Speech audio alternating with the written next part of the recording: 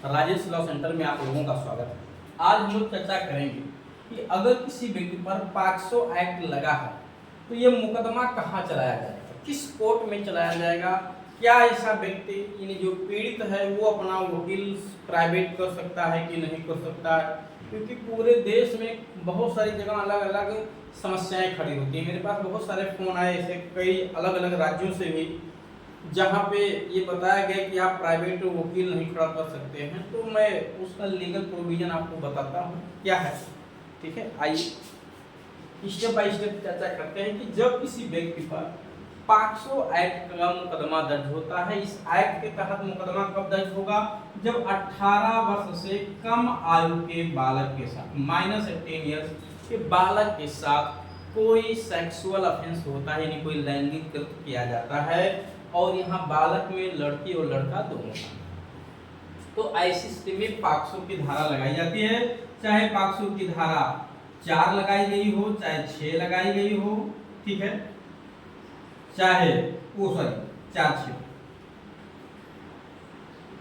ये 3/4, 5/6, 7/8, 9/10, 11/12, इस तरह से अगर कोई धारा लगी हुई है, ठीक है, इस धारा से अगर कोई भी धारा लगी हुई है, वैसे इसमें मेन धारा 4, 6, 8, 10 और 12 इनकी सजा इसी में लिखा हुआ है, लेकिन पॉक्सो की धारा इस तरह से लगाई जाती है। तो कोई भी धारा लगाई गई हो अगर, और उसके साथ साथ अगर आईपीसी की भी कोई धारा लगाई गई है, चाहे वो जो है अगर रेप की होगी तो धारा 64 लगी होगी, 65 लगी होगी, 70 लगी होगी, इनमें से कोई धारा लगी होगी, या छेड़खानी का मामला होगा तो धारा वहाँ पे 74, 75, 76 इसमें से कोई धारा लगी होगी, ठीक है। पुरानी जो धारा किसी पे लगी होगी तो 376 होगी, 376 का होगा, 376 का खा होगा, ये सब कोई धारा लगी होगी, या धारा 354 होगा, या 354 का, या 354 खा, ये सब कोई धारा लगी होगी।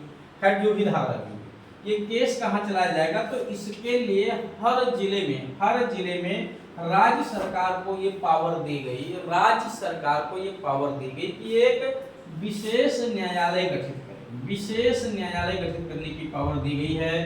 पॉक्सो की धारा 28, पॉक्सो की धारा 28 में एक विशेष न्यायालय गठित करने की पावर दी गई है। राज्य सरकार को उस उच्च न्यायालय के मुख्य न्यायमूर्ति से परामर्श करें, यानी उस राज्य के उच्च न्यायालय के मुख्य न्यायमूर्ति से परामर्श करके एक विशेष न्यायालय गठित करने की पावर दी गई है।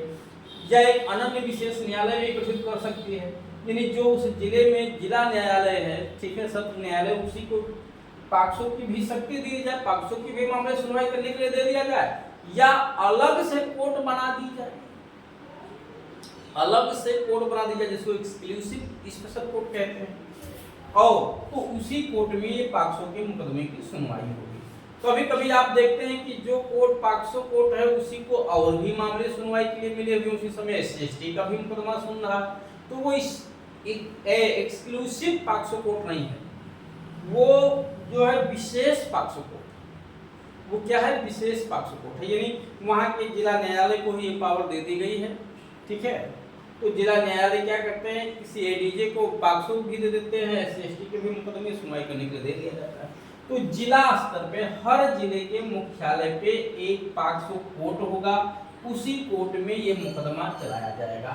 अब प्रश्न ये है कि अगर जिसके साथ अपराध हुआ है वो बालक है, जिसने अपराध किया वो भी 18 साल से कम है, ठीक है, 16-17 साल का है, तो उसका मुकदमा यहाँ तो चलेगा ही चलेगा, साथ ही साथ उसके लिए स्पेशल प्रोविजन किया जाएगा जो जुवेनाइल एक्ट है, तो बालक का मुकदमा जुवेनाइल एक्ट में चलाने का प्रावधान किया गया है, ठीक है। और यहाँ पे जो पीड़ित है, क्योंकि 2 पार्टी हो जाएंगे, एक आरोपी, ठीक है, और एक पीड़ित। पीड़ित को अभियोजन कहा जाता है, क्या कहा जाता है, अभियोजन पक्ष, और जो अभियुक्त है, ठीक है, उसको आरोपी कहा जाता है या अभियुक्त कहा जाता है। तो ये केस हो जाता है, इधर लिखा जाता है सरकार, अभियोजन की तरफ से सरकार केस लड़ती, सरकार बनाम अभियुक्त हो जाता है, सरकार बनाम अभियुक्त हो जाता है, सरकार बनाम अभियुक्त। ऐसी स्थिति में अभियोजन की तरफ से पीड़ित की तरफ से एक विशेष लोक अभियोजक होता है, यानी एक सरकारी वकील होता है जो इस पॉक्सो कोर्ट में पीड़ित का पक्ष रखने के लिए नियुक्त किया जाता है। तो ये जो सरकारी वकील होता है इसको 7 साल की प्रैक्टिस होनी चाहिए एडवोकेसी। 7 साल की प्रैक्टिस है तभी वो सरकारी वकील बन सकते हैं। ये प्रावधान पॉक्सो एक्ट की धारा 32 में की गई। कहाँ पे? धारा 32 में। और वो जो लोक अभियोजक होगा, ठीक है। अब इसमें कभी कभी होता क्या है कि लोक अभियोजक बनाया किसको जाता है? अक्सर आप देखेंगे कि जिस स्टेट में जो गवर्नमेंट है, ठीक है, जिसकी गवर्नमेंट आती है वो अपने चाहते लोगों को जिनकी 7 साल की प्रैक्टिस हो गई है, चाहे कुछ आ रहा हो चाहे कुछ ना आ रहा हो, उन्हें सरकारी वकील बना दिया जाता है पॉक्सो कोर्ट में। और यहाँ करते क्या है? गिड़गिड़ाते हैं जज साहब के सामने, सीधे फाइल तक नहीं पढ़ पाते हैं कुछ लोग, ठीक। तो केस क्या जानेंगे, पॉक्सो एक्ट क्या है, बहुत समस्याएं आती हैं। ऐसी स्थिति में केस हार जाया करते हैं, कुछ बोल नहीं पाते हैं, दलील सही से नहीं रख पाते हैं, बहुत कम ही लोग हैं जो योग्य। अब प्रश्न ये है कि क्या ये जो पीड़ित है ये अपना वकील यहाँ प्राइवेट खड़ा कर सकता है कि नहीं? तो देखिए, संविधान में अनुच्छेद 32 में हर व्यक्ति को ये राइट मिला हुआ है, ठीक है। और अनुच्छेद 39 का में हर व्यक्ति को, सॉरी, अनुच्छेद 39 का और अनुच्छेद 22 में जो है 39 का में प्रत्येक व्यक्ति को फ्री लीगल एड की सहायता राज्य अपने वे पे उपलब्ध कराए, और 22 में मुख्यतः तो आरोपी को मिला हुआ है। लेकिन प्रश्न यहाँ पे यह है कि 22 में आरोपी को मिला हुआ है कि वो भी अपनी पसंद के देवता से परामर्श लेने का अधिकार रखता है। लेकिन ये जो अभियोजन है यहाँ रियल में जो पीड़ित है उसका पक्ष की सरकारी वकील महोदय रख ही नहीं पा रहे हैं। तो ऐसी स्थिति में कहीं कोई मनाही नहीं की गई है, वो अपना किसी प्राइवेट वकील को, प्राइवेट अधिवक्ता को जो इस मामले में एक्सपर्ट हो, उनको अच्छी जानकारी हो, उन्हें नियुक्त कर सकता है। और अगर नियुक्त करेगा प्राइवेट अधिवक्ता को तो एक बाउंडेशन है थोड़ा सा सीआरपीसी में एक बाउंडेशन है धारा 301 में कि अगर कोई प्राइवेट अधिवक्ता खड़ा होता है, ठीक है, अभियोजन की तरफ से, तो वो भी सरकारी अधिवक्ता ही समझा जाएगा। लेकिन जो लोक अभियोजक होगा, यहाँ सरकारी वकील पहले से है, उसके डायरेक्शन में कार्य करेंगे, यानी बहुत ज्यादा अपने विवेक का प्रयोग नहीं कर पाएंगे, जो ये कहेंगे उन्हीं के निर्देशन में कार्य करेंगे। लेकिन व्यवहार में देखिए, एक बात बताएं आपको, ज्ञान सब पे भारी होता है। अगर आपके अंदर टैलेंट है, दूसरा बेवकूफ टाइप का आदमी खड़ा है, तो वो चाहे जितना आपसे सीनियर हो, चाहे जिस पद को होल्ड कर रहा हो, मजबूरी है, सम्मान वो आपका करेगा।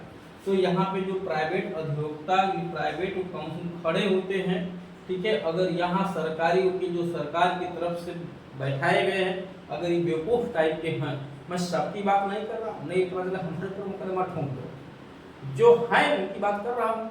ठीक है, अब आप कहोगे सर तो क्या सरकार बेवकूफ लोगों को नियुक्त करती है? अब देखिए, बेवकूफ लोगों को नियुक्त नहीं करती है, लेकिन व्यवहार में बेवकूफ है आ रहे हैं, सच्चाई है। तो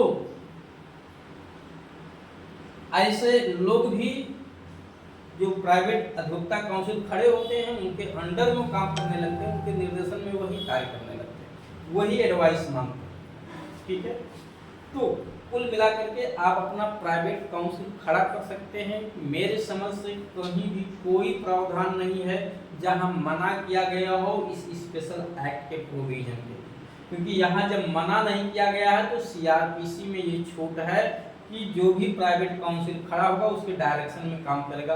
तो अगर प्राइवेट काउंसिल खड़ा नहीं होता तो डायरेक्शन में कार्य करने की बात धारा 301 सीआरपीसी में क्यों लिखी जाती? ठीक है, इतने ही नहीं, जब आप परिभाषा पुरानी सीआरपीसी की धारा 2 में पढ़ेंगे, लोक अभियोजक में पब्लिक प्रोसिक्यूटर की डिफिनेशन दी गई है, वहां लिखा हुआ है कि जो पब्लिक प्रोसिक्यूटर है वो धारा 24 के अधीन गठित किया गया पब्लिक प्रोसिक्यूटर है, और उसके डायरेक्शन में कार्य करने वाला व्यक्ति भी लोक अभियोजक समझा जाता है, और डायरेक्शन में कार्य करने का प्रावधान सीआरपीसी की धारा 301 में दिया गया है। तो उम्मीद है कि ये चीज़ आप लोगों को अच्छे से समझ में आई होगी। अगर किसी व्यक्ति को कोई भी लीगल इंफॉर्मेशन लेना है, चाहे इस टॉपिक पे या किसी भी लीगल विषय पे, तो आप इस दिए गए नंबर पे संपर्क करके जानकारी ले सकते हैं।